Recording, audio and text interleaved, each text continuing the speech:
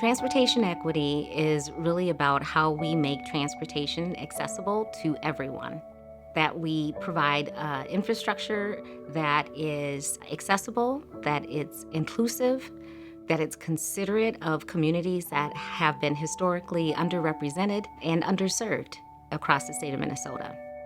We see across the nation examples of communities that, like our Rondo and like our 35W in South Minneapolis, communities where historically we had healthy, predominantly Black, thriving communities that were divided as a result of the building of the highway system.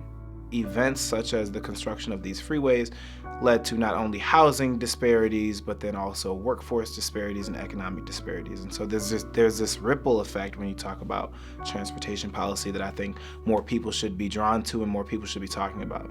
Even in today's world, these communities still carry a significant amount of the burden that our transportation system has created.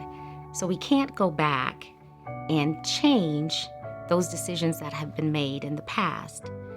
But what we do want to do is we want to look forward, look ahead. And how do we try to rebuild these communities, provide access to transportation, consider the health and environmental impacts of transportation on these communities? We play a really big role in these decisions. And transportation equity needs to be part of how it is that the department does its work. A couple of things that they can do is just use critical lenses anytime that they are making a decision. Ask your question, who gets to benefit from the work that you are doing? Who doesn't get to benefit from that work? Who do you often hear from, and who is informing the work that you're doing, and who you don't hear from often? Those type of questions will lead to uncovering some blind spots that we have in the system. There has been historical trauma, and the healing process takes time and it takes a significant effort. So I very much appreciate that MnDOT is doing equity training, because that's a necessary kind of first step.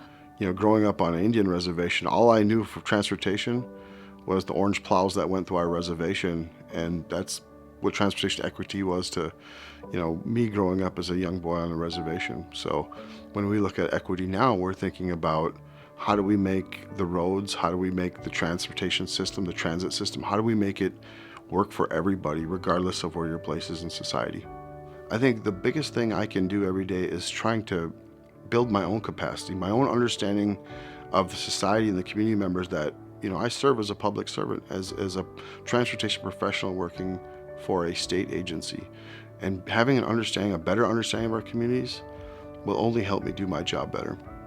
I think that for all transportation projects and at every stage of the transportation projects, that we need to commit funding to do real and deep community engagement efforts. We are far more than highway builders or bridge constructors, right? We build healthy communities. And I think when we start to see ourselves in that way, it really does create some wonderful ideas and thoughts around how do we deliver that. As we get older, there's going to be these newer generations that are expecting that we're thinking about equity for every underrepresented group. And so I think we're headed in the right direction, probably not at the speed that I would like, but nonetheless, I think we're making progress. One of the things I think about our future is that if we really want to have change and we want to move in a good direction, we should stop doing the stuff we did in the past that wasn't working.